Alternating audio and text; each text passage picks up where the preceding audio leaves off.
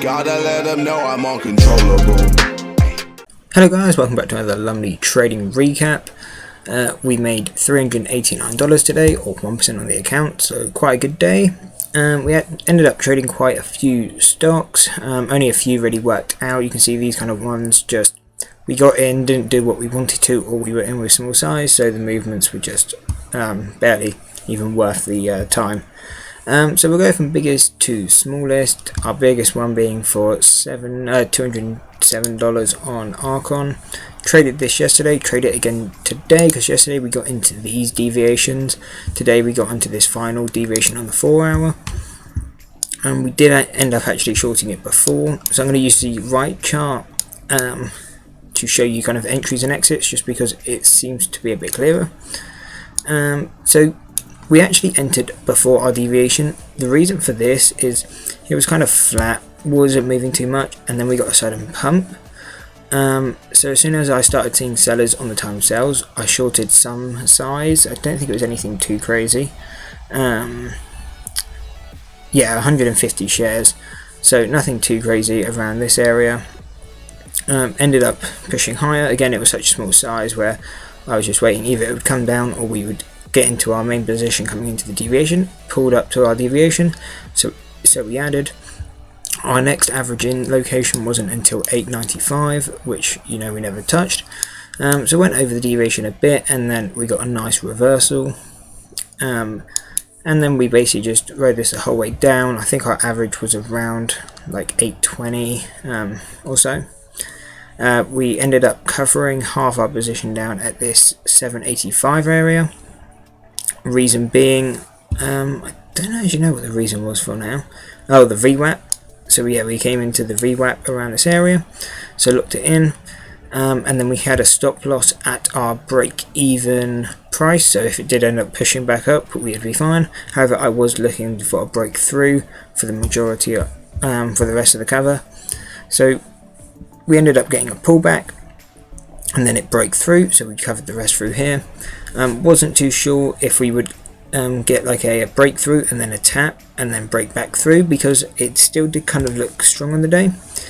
But it ended up breaking through to the downside, easy to see in hindsight, but I'm still happy with the exits, and it ended up being a good winner. Obviously, we only profited on this downside. We did miss the other half, but again, you can't predict that when you're seeing the live market. So EEIQ was the next biggest winner. This, we didn't short deviations, we were shorting more price action. If we go over to the deviations, I believe, yeah, we weren't even into the first one, so this was more of a price action trade. So as you can see, we shorted at 3 locations on here. The first one being here. The reason for this one was we were coming in, this is where the third deviation was on the 1 day 1 minute, I believe. So that was the reason for the original short. Then this short, I thought this was the reversal point. We had a nice green candle and then 2 red candles in a row. Well, we had the red candle. It just kind of started showing a lot of sellers coming into the area at this time. And I thought it was going to fail on this $half resistance. It looked like it was bearish from here and was going to fade down. It didn't end up doing that, so we were in profit here, but we still had through. It wasn't the profit target we were looking for. And I was happy to add all the way up to $11. But then we added up onto the $9.95 resistance, thinking it won't break through 10. Did actually end up breaking through 10, struggled at this $quarter resistance. Our next add-in location was 10.45, and then our last one would have been at 10.95. So we shorted here, and we basically just watched this fade down. We covered here. The reason for this was where the third deviation was at that time. So what usually happens, or can happen, is you get a bounce off, which did end up happening. We did bounce off by about 10 cents or so. By about 25 cents.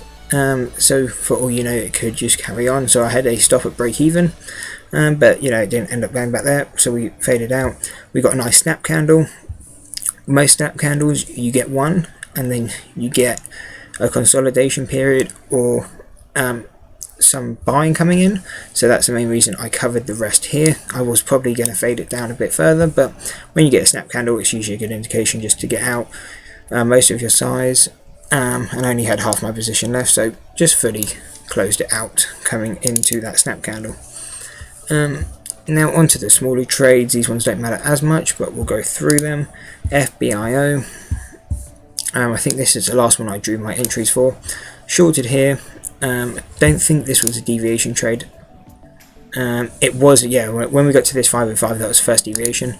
Here, just looked like we got weakness, which ended up happening. It did end up falling about 10 cents from our entry. However, we didn't cover any profits.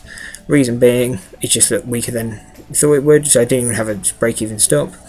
Ended up coming back and then faded again, so I was like, okay, cool, that's like a double top is what I was thinking at this point.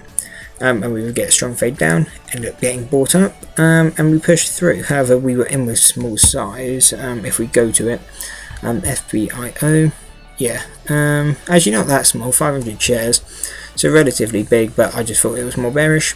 And we still hadn't hit the deviation, so I was happy to average into these deviations if we end up going that high. So basically I would either wait till we fade down or get into bigger size at the deviations. Added in here 150 shares, I think it was 125 shares, and another 125 here, and then you can kind of see it faded down, but I didn't know if we would just go push back up, but again, we were been in this position for quite a long time. I kind of forgot about it, kept forgetting about it, so when I noticed it started to look weak, I was just like, cool, as soon as we get break even near enough, I'll just cover. So basically just covered it into this area here, near enough breaking even. Well, actually $26, but yeah, it just, I mean, we could have held it for longer, but I just kind of wanted to get out of it. Wasn't the original trade I was getting in for, and didn't end up tapping this deviation. Missed by 1 cent, but didn't make me feel as strong as it didn't touch the deviation. Next trade is FTCV. Was this a deviation trade? Okay, yeah, this was actually a deviation trade, so that's good to see. So when did we short this one? FTCV, we shorted 100 shares at 418, so coming into this deviation mark, so here, and we basically just sold the full of it at 13.95. So yeah, we kind of held through here. We were looking to average in here, never quite hit our deviation, so we didn't get an average point, and then looked in our profits at 13.95 at the bottom here. Reason we didn't hold on for longer was because what I was thinking is we had a kind of snap candle, as you can see. This one I was considering a snap, so sold here. Did end up getting bought up, so that was a good call when I was watching it live. And again, the profit margin down to the VWAP where I would have covered all sides was only about another 10 cents away, which would have only been $10. Either way wouldn't have made all the difference. MU was the next trade. I was actually looking to short an all-time high, so the third deviation on the 1 day 1 minute was at 96.90, so I was hoping we could push there, and that's where I was going for a big short. Didn't end up happening, so instead went for a long when we came into this first deviation.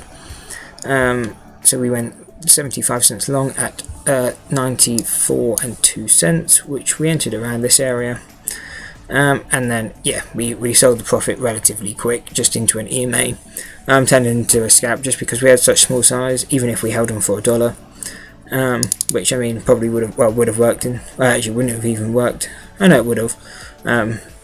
Would have still been $75, but the problem with these large cap stops is obviously it takes up a lot of capital, so that would have been like 6k capital in this trade, and I can use it elsewhere for better efficiency. EIRS was the next trade. So coming into the morning, you know, we didn't have any pre-market movement. The first like hour or 30 minutes of the market, we didn't get much movement, and then we started to get sudden pumps. Usually when I see this, it looks weak, and as you can even see, we were deviating the whole time. So it did just keep showing weakness. So we sold 100 shares at 410. We weren't able to trade any deviations, so it's just when it started to look weak. So shorted at 410, which was here. Because we had a snap candle up, I was thinking we'd get a snap candle out and we just scalp that trade with 100 shares. Ended up going a bit higher. We kind of just held 3. We were looking to average at $half resistance, didn't push that high, and then we literally just locked in our profits. Coming down here, barely made any profit, but because we had such small size, there wasn't even much point holding. Obviously this kind of stock isn't most likely going to fall $1, and even if it did, it's $100, but then you kind of have to keep an eye on it. So kind of just left it and got out. It wasn't anything I was too interested in. UAL was our first trade, a deviation trade. Came down around here is when we bought long, and that was because that's where the third deviation was on the 1 day 1 minute. And then we were deviating, kind of pushing shorter, but then the EMAs were just getting closer, and we weren't really making much new profit highs, so it did just kind of look weak, at least while I was watching it live. So I kind of just got out. We were in with 150 shares, so nothing too crazy. But yeah, I mean, in hindsight, this would have been a great trade. We basically got in at the bottom of the day and could have rode it up, but you know, easy to see in hindsight. You just didn't feel confident in the trade. If you don't feel confident in it, get out. And I kind of lost confidence around this area. It just started to keep showing me weakness. We kept seeing a lot of sellers. So yeah, just didn't fit my criteria anymore. We were in profit by $1, so it was easy just to close out instead of having to worry about it. Obviously, it's easier to see in hindsight that it went our way, and it's easy to regret. But however, if it carried on going down, I wouldn't be saying the same thing. I would be like, good, I'm glad I got out, which I ended up doing. So either way, good trade, worked as I wanted. Well, got out with a profit, even though it was only $1. But I'm happy on the day, making nearly 400, and that's the second day in a row where we've made over 300. So pretty good the last 2 days, especially as the market's slowing down as it's coming into summer.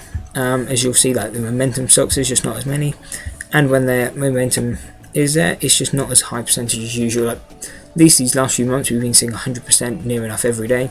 Now we're getting like 30 to 50% to a lot of like 10s. So yeah, momentum's kind of dying out. Bank stocks were down today as well. Hartford, I believe, CS, I believe that stayed up, which it did. So this swing trade's still looking great, and may look to close out maybe in the next month or so, once Credit Suisse can get back up to around like the $11.50, $12 area. But that's it for the recap. Hope you enjoyed. Remember, not many of you are subscribed, so I would appreciate if you could, and drop a like, and if you've got any comments to leave, definitely leave them. I'll reply to any, and I read every comment. But that's it. Peace.